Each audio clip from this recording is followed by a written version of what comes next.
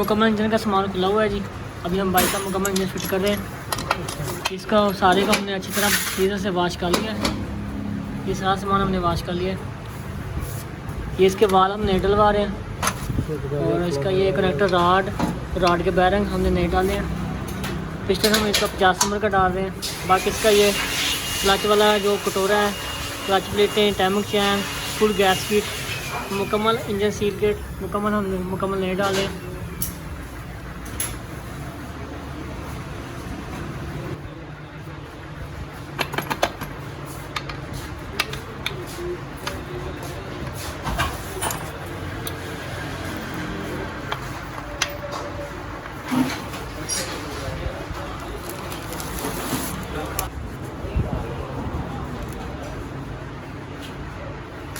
कंपनियां